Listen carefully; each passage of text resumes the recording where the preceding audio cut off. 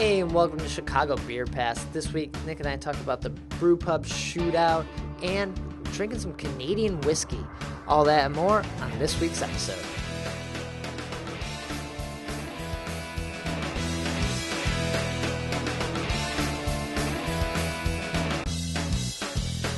What did we do these last 3 weeks, Zoe?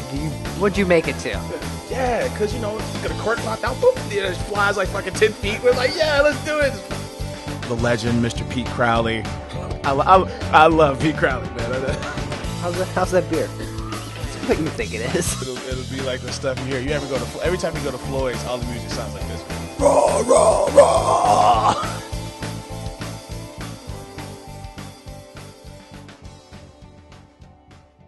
And welcome to another episode of Chicago Beer Pass. I'm Brad Chmielewski. Hey, Brad, I'm Nik White. And this is your weekly show where Nick and I talk about what we've been drinking, where we're going to be drinking, and what we are drinking now. Yeah, right? all three. So the past, present, and future drinking for us on Chicago Beer Pass. I never looked at it that way. Yeah. But so we'll kick it off with our present drinking. Yeah, we try to crack open a bottle every week of something fun, something local if we can. Yep. We're rolling with the good folks at Lagunitas. Right. So Not Lagunitas. Not Lagunitas? No. Lagunitas? Not like Laguntas. That's the Egyptian pharaoh, Lagunitas. So you go there quite a bit. Yeah. Do you consider them a Chicago brewery? It's interesting. I mean, because their original location is in Cali. Okay. And this is their second location. They are hiring tons of Chicagoans in this massive factory they have way out on like 18th and Western. Yeah. I mean, and they're brewing beer in the city. They're more of a Chicago brewery than, what is it, the Chicago Beer Company, right? The Windy City Wheat, or the beer's like fucking from Wisconsin. Sure. Okay. Right? They're more of a Chicago brewery than those guys. All right, fair You know? enough.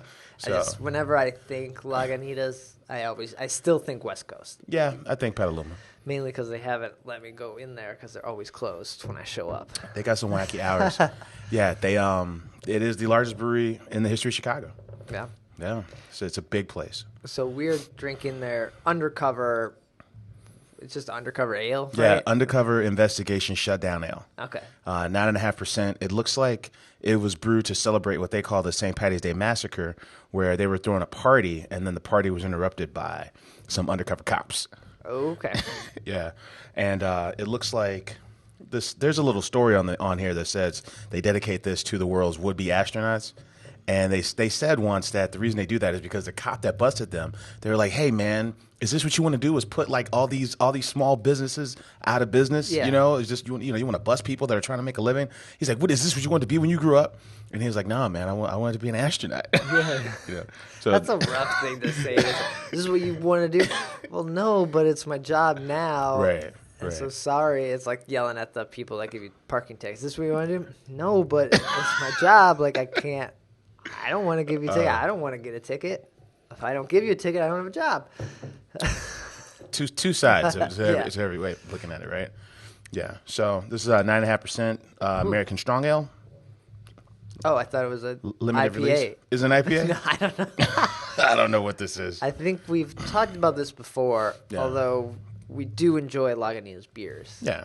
They're always available. Yeah, they're always available. You can get them I picked this up at Target. There you go. That's how easy it is to get Lagunitas beer. It's Yeah. like, oh, do I want 312 or Lagunitas? I want Lagunitas. They're definitely going to be leading the charge in places that you haven't seen craft beer Because before. Lagunitas was probably brewed here and 312 wasn't. See? So there we go. there you go. But all their beer, it kind of tastes the same. Very similar taste profiles on a lot of their stuff, Yep. with the exception of maybe pills and a little something. Mm-hmm. But yeah, you close your eyes, you line this beer up next to the IPA, next to the uncensored, list goes on. Yeah, maybe the cappuccino stout might taste different. Maybe, I don't know. I haven't had it in a while. It might be Yeah, like. but then there's like New Dogtown Ale, like all these beers, they vary in color and ABV, but they remind you of each other a lot. Yeah, and I think that's just the hop profile. Could be the yeast. Who knows? Or we know it's one of those two. Who knows what it is? It's one of those. Yeah. But not necessarily a bad thing. So that's cool. So 9.5%. That's a big beer. All right, we got a couple to get through. Yeah. Well, should we jump into this past week and what we made it to? Let's do it, man. Now, you made it to an event I've never been to that I'm kind of excited that somebody I know went. So this was my first time going. Right. And this was the Brewpub Shootout, the 18th annual. This has been going on for 18 years. Jeez. I did not know that. Like, what brewpub was around for a Brewpub Shootout 18 years ago? Seriously. What, Rock Bottom? Jack's? I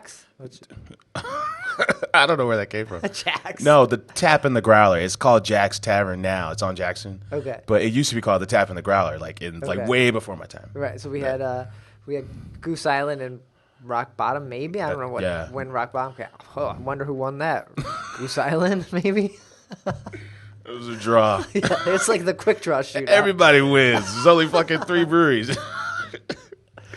So this year there was, I believe, 12 or 13 breweries. Yeah. Not all of them were brew pubs. There was like Off Color there. Mm-hmm. They were serving food with Pub Royale. Okay. Three Floyds was there. So, they have their brew pub. Yeah. Half Acre was there. Brick Store was there. Or Brickstone, sorry. Brick Store's in Alabama. Or not Alabama, Georgia. Yeah? Yeah. Brick Store. Lot of good food, a lot of great beer, a lot of tacos. Really? Like, if that's like the trend? Like, everyone's rolling? That was the trend this year. We talked to a couple people, and they said in the past it kind of changes up. Like, one year it was all desserts. Like, everyone had desserts. Yeah. One year it was a lot of chili. This year just happened to be tacos. Nothing wrong with tacos. No, but you kind of want something different there. Yeah. I'm glad it was tacos and not desserts, because I would have got sick of that like real fast. Real quick, yeah. So tacos were kind of nice, but then you start to compare everyone's tacos. Like, rather than like, oh, is this food good? You're like, is that taco better than this taco? Right. No, I'm going to go have that taco. Now, was this intentional? Like, you know how, like, 'cause some things, like, there's a theme, and and this year's theme is, tacos, or this year's theme is, lamb kebabs or whatever. Was it like that? And no, because Goose Island, I talked to Lisa. I don't know why I say for a minute. Oh, and she said they had like this banana puff pastry thing it was fine, but so it's just a coincidence. This taco it was thing. just coincidence of tacos. It's okay. Taco year. I don't know. It was kind of funny that everyone thinks like, I guess it's a good food for an event where you just like grab a taco, eat it because they're pretty small, a couple bites, move on. Haymarket was it was almost a twist on a taco because it was like a wild Thai boar sausage in one of those Asian buns. So it was kind of a sandwich. The fluffy bun. It was kind of a sandwich, kind of a taco thing, but it was like an Asian boar taco. Huh. Which one of these taco items did you love? I think my two favorites were, I loved Half Acres. Okay. Their Thai sausage was great, and the combination there. And then Five Rabbit. Yeah. They had an awesome taco. They know what they're doing with these tacos. I would be disappointed if their taco was like, oh, what is this? We got some sour cream and cheese on here. Their taco was really good, and I think I went back for that taco a couple times. Yeah. But you get full at this really fast. So that was the only downside, and then you're kind of like, that full drinking it's rough. Now, is this space that you're in, is this like a museum or something? Like the Zubi, right? Zubu Art Center up in Bridgeport area. How's that place compared to, because I've only been to Fobab when Fobab was down there. Yeah. So how does that place compare to the Fobab? The Fobab space is nicer. Okay. This seemed okay. Like, there was art downstairs where you had to wait to get in. Yeah. Upstairs was just kind of this empty, lofty thing it didn't seem as nice as the Bridgeport. Was it Bridgeport Art Center? Yeah. Skyline Loft at Bridgeport Art Center was badass. Yeah. Yeah. Mm-hmm. We didn't know, Maeve and I didn't know that you kind of want to get there a little early so you can get dibs on a table. Because if you don't, now you're walking around with beer in one hand, taco in the other. Yeah, so we found a couple chairs against the wall, Yeah. and we put our coats on that, and that was kind of our home base. Yeah. But it's nice to have a table, and I think if you're there with a group of friends, you can grab a table and kind of all sit there, and someone can go just man the table, I guess, and someone goes get stuff, and like you have like a place to hang out and like pass food and grab a bunch of things rather than Maeve and I had to finish one and then move on to the next one. Was there any crew there, either from beer or food standpoint, where you were like, "Oh man, you totally caught me off guard at how good this is. I didn't expect you guys to be this good." Oh, I don't know. Everyone was pretty solid. Pretty solid. Two brothers was there, but they were just serving like a taco, and then they're pairing because it's like always you pair a beer with your food. Yeah. They just had Domaine DuPage. They had another beer as like an extra beer, but it's like, come on, it's like, I don't know, it seemed like you phoned it in here. Yeah. Yeah. That kind of sucks. Mm-hmm. Yeah. Off Color was doing, I forget what they had. I felt like it was like a grapefruity thing, but then they gave a little bit of rum to the special guests. Like if they knew you get like a shot of rum in your little sampler. It was like, all right, thank you. But it was a fun event. And don't forget this with your sample. Yeah. Vote for table number 12. Mm-hmm. I saw afterwards, I didn't stay for the award ceremony, but I saw afterwards that Haymarket won, I believe, best food and beer pairing. Right on. So, good for them. Yeah. Highly recommend that. I think I posted some photos of that food on the Facebook page. Yeah, I saw that it said Micro Brewpub and Microbrewery Shootout. Mm-hmm. Yeah. I did talk to Pete for a little while about the new space. Okay. And I don't remember if you mentioned this too, but they said they're getting pizza ovens there. Mm-mm. And everything will be cooked in these pizza ovens. Everything will be wood cooked. There'll be no gas. Oh. And so it's all going to be a lot of pizzas, things that you can cook in the pizza oven, maybe calzones. I don't know. Probably some sort of appetizer dip kind of thing, and I don't know who knows what, but pizza's like going to be their main thing, and I think up in Michigan, so they can just turn those ovens on, get them hot enough, cook the pizzas super fast. I think he said something about like only having food like Monday, Wednesday, Friday, or something like that. So it's not food every day, so it's less prep. Something about like making the sausages and taking it up there. Did you say that, or maybe they mentioned that? I don't know. I'm forgetting where I'm hearing all my information from. Sausages will be made in Chicago, or they're working with someone to make them there, or something like that. So, but that's cool. That's going to be like a different kind of thing than the Chicago place. Yeah, because their current place is like a full kitchen. Yeah. Breakfast, lunch, brunch, Bloody Mary bar, the whole nine. Yeah.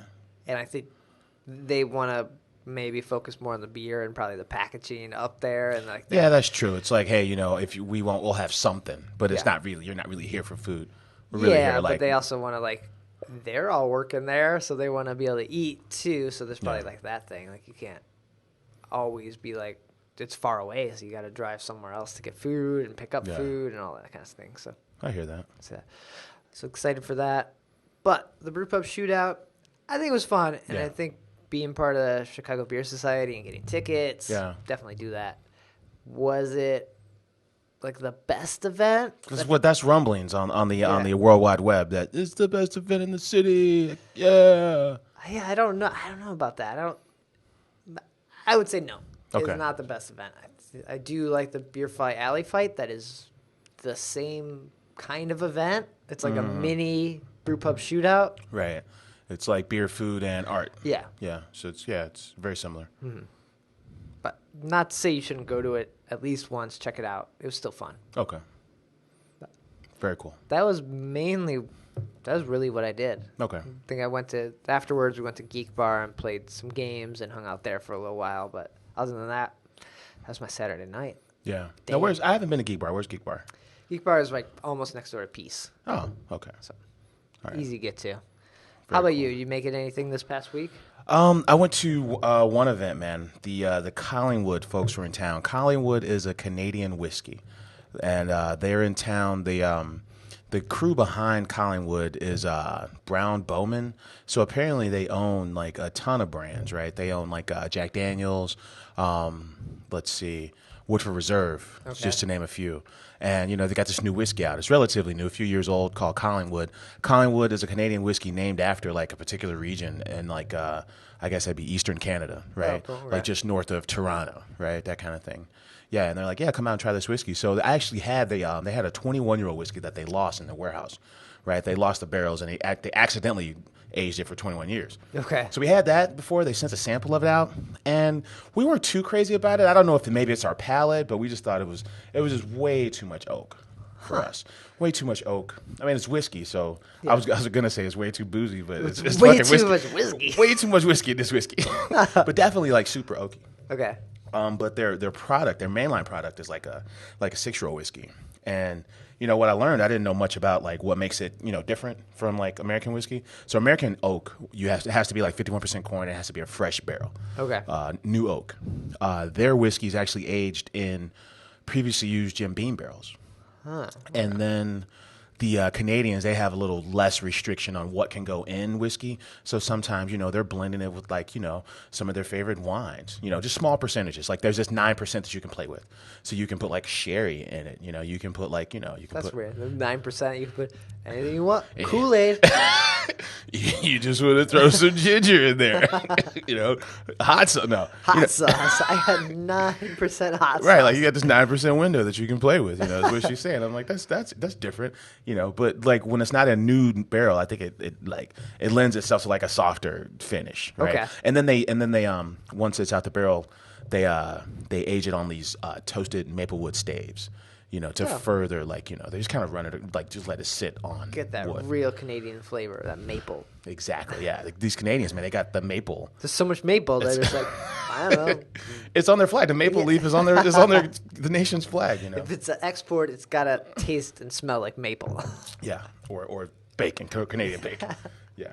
It was a good event, man. It was at Bottle Fork, a place I've never been to in River North. It's part of the Rocket crew, the Rocket Ranch crew. So they own Rocket and then Sunda and then like the Underground Lounge and all that kind of jazz.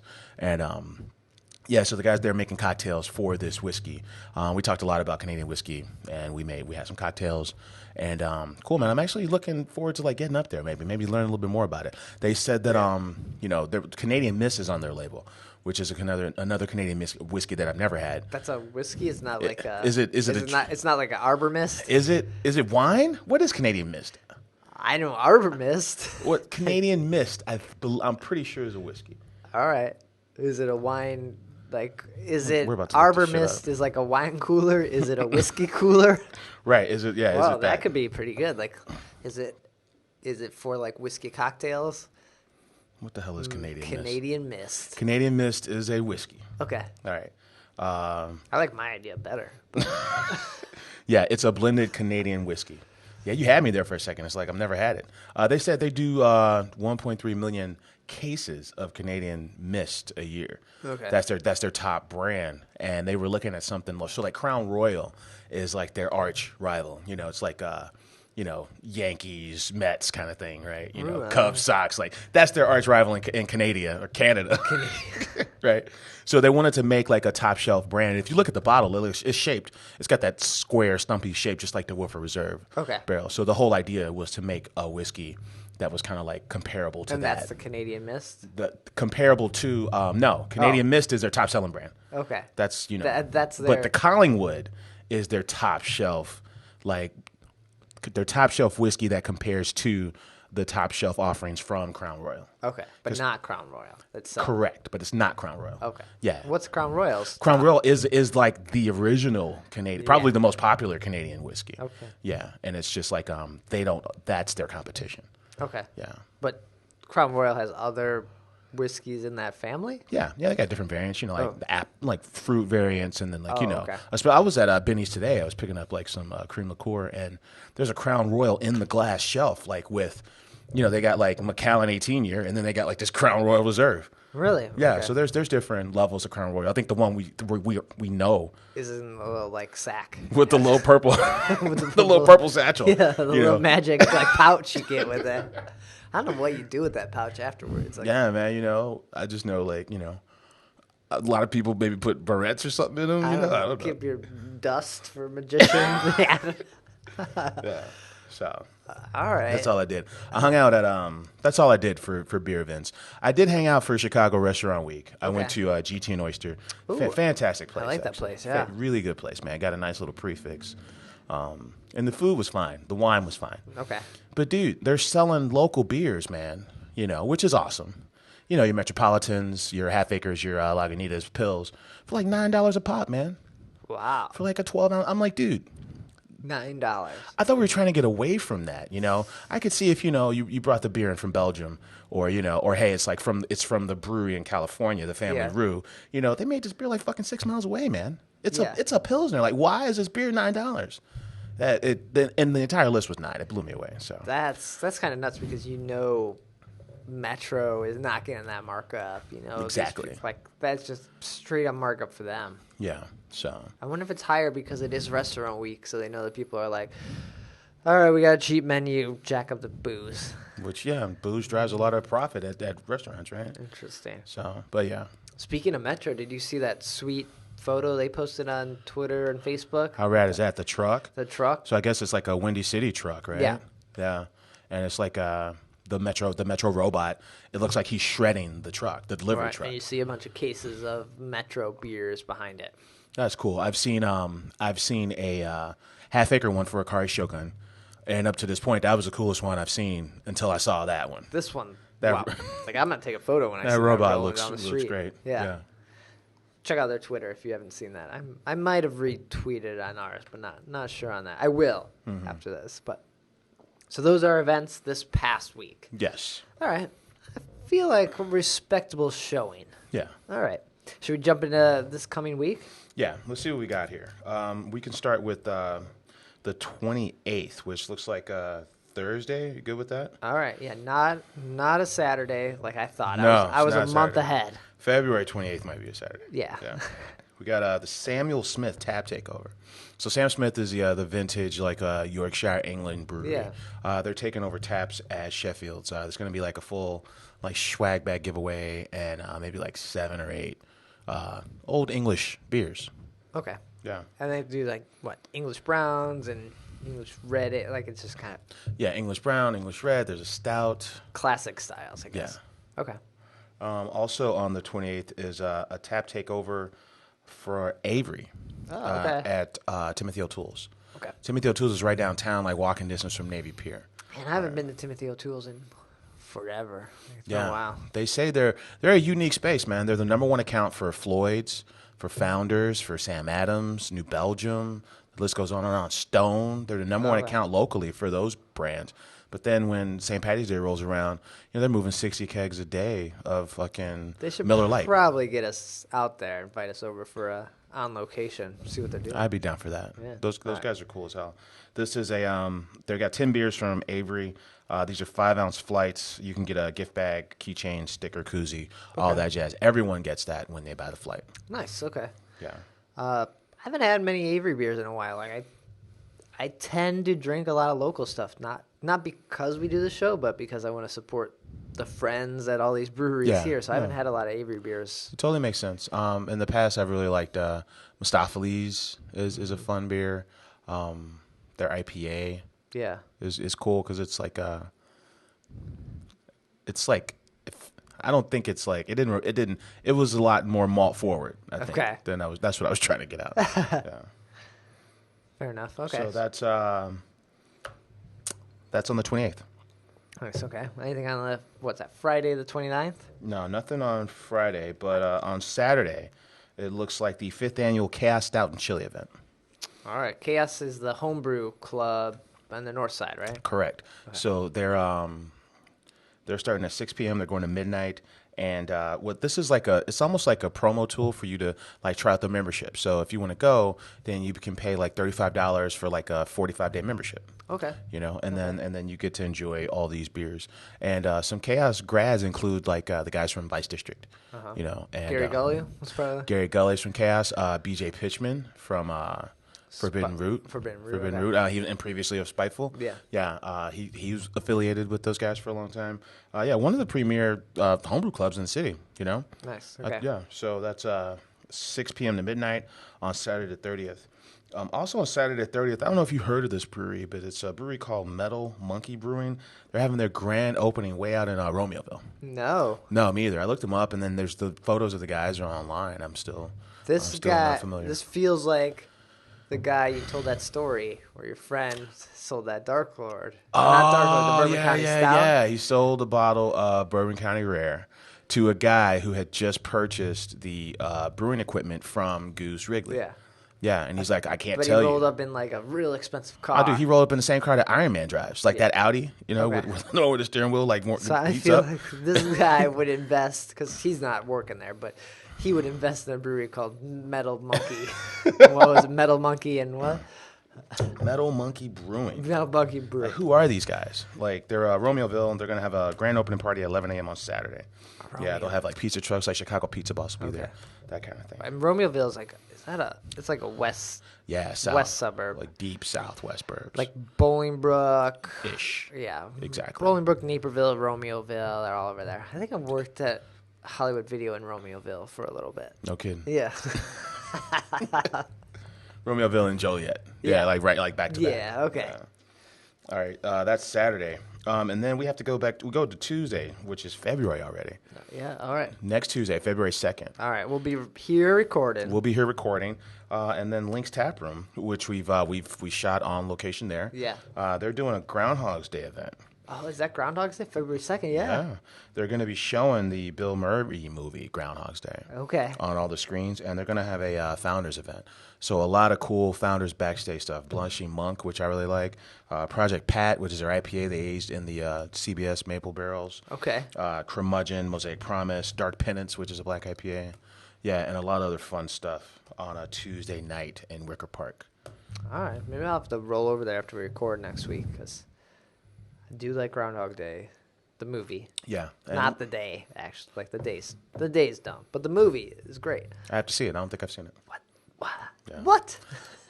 All right. You know, I'm making it a point to watch Smokey and the Bandit this weekend. That's another movie I haven't seen. I don't know if I've ever seen this. Yeah, I hear it's all about like them like smuggling beer across like state lines. Like one state's illegal, and they're smuggling beer across. Oh, yes. I don't know if I've seen that. I want to watch that too. All right. All right, but yeah, that's it for events, man. Oh, sounds like a late week, but there's some good stuff there, I think, with Timothy O'Toole's, and not focused on, I guess, Chicago beer, but a lot of good stuff happening. Yeah, that's true. And then we should mention you should get tickets for the Polar Beer Fest that's happening Saturday the 27th. Okay, February. And that's over at Rock Bottom, Yeah. Chicago. That's a fun event. It's like half outside, half inside. Sometimes it's cold, sometimes it's not. It's hard to say with the weather we're having. Yeah, if it's right. going to be cold or not. Yeah, because it was 41 degrees yesterday. It was fantastic. Yeah, yesterday, I wouldn't mind being up on the roof drinking beer. For sure. No problem. And then even Dark Side over at Emporium. Yeah. That's Sunday the 28th. Mm-hmm. So that's another event you should get tickets for. Yeah, totally. But that does it for events for this week. I'm sure we'll talk about both those coming up here soon. Yes. As far as beer news, anything happening? We have a little bit of beer news. The big story is the good folks at Forbidden Root have announced their opening day. That's right. So it's going to be February 18th. So up to this point, they've been brewing at Five Rabbit out in like near Midway Airport, like in the Southwest Burbs, basically. Yeah. Right. Now they got their own space. Their space is an old movie theater that opened in 1909. So it sits basically at Chicago and Wood, like right in Westtown. Okay. So that's a pretty exciting project. I can remember like clear as day, man. Like a couple years ago, they had this meeting where in the middle of winter about whether or not they should do it. Yeah. And it was really impressive, like how many people showed up there. And then brewers were there too. Like Pipeworks was there. Oh, that's right. I do Hat remember Faker you was talking about there. that. Yeah, it was a really cool showing. They really wanted to turn this old movie theater into something fun, and up to that point, it wasn't fun at all. Yeah. It was so they've got a full kitchen in there, like a 30-barrel system. And then their chef used to work at Blackbird and Avec. Oh, very cool. Yeah, so. Maeve and I were just over that way recently, and I was like, I wonder if the Forbidden Root tap room opened yet. Yeah. And then like a couple days later, this news got announced. So I was Yeah. like, oh, all right. Yeah, so good for them, man. There's going to be a newlywed game for New Year's Eve, not New Year's Eve, for Valentine's Day. God, a Valentine's Day newlywed game at Shakers on Clark. Okay. Yeah, so they're going to reenact the actual game, the newlywed game. Yeah. You can be actually newlyweds, you can be married, or if you're just dating someone off Tinder, they encourage you all to come to this event. Don't do it if you're just dating someone. Yeah, and then they're gonna, they've got like 50 beers and bottles. They do Long Island specials. That's their thing. Long Island and martini specials are their thing. Nice. And they've got a really extensive bottle list there because they don't have any draft lines. And if you want to do something fun for Valentine's Day, they announced today that they're gonna have the newlywed game at their place on Valentine's Day. That's fun. That's also dangerous. It could be very dangerous. You might get left at Shakers on Clark. Yeah. Or you might go home and things aren't rolling as you expected because you fucked up in the newlywed game. Your bags are packed or on the street. Yeah. Yeah. And then finally in news, man, Stone Brewing. It's their 20th anniversary this year. I've heard of them. Yeah, man. 1996. Whoa, okay. For the West Coast guys. They're doing what's called an encore series. So some of their most popular beers, they're going to re-release every month to celebrate their 20th anniversary. And this beer this month is going to be what was their 12th anniversary beer. It's the Bitter Chocolate Oatmeal Stout. Yeah, so they'll do this every month. Stone Brewing is a giant, man. They're in 10 countries now, and they're in 39 states. So, Okay. yeah. Man, that's kind of fun. 20 years. That's good. Yeah. Well, some good events, some good beer news. We hit 30 minutes here. I think that's our good spot to get out of here, call it a day, and continue our drinking elsewhere. Nick, where can people reach you, find you when you're not recording? Right on, man. I'm on Twitter at Nicosio. And I'm on Twitter at BRAD. Chicago Beer Pass is on Twitter at Chicago Beer Pass. Working on tweeting more there, more photos, a lot of stuff coming out there. So be sure to follow us up there. But I think the best place to follow us is on our Facebook page, really. All the episodes, we share links there, and other events we don't make it to or don't even talk about here on the show, go up there, especially ones that we have to get tickets for and got to plan ahead of time. That's a good place to find out about them. Yeah. And then the website, chicagobeerpass.com. All the episodes get posted there. Links to iTunes, Stitcher, the YouTube videos that are up now that you can watch us ramble on here are there as well. So check that out. And that'll do it for this week's episode. Thanks for watching. Cheers.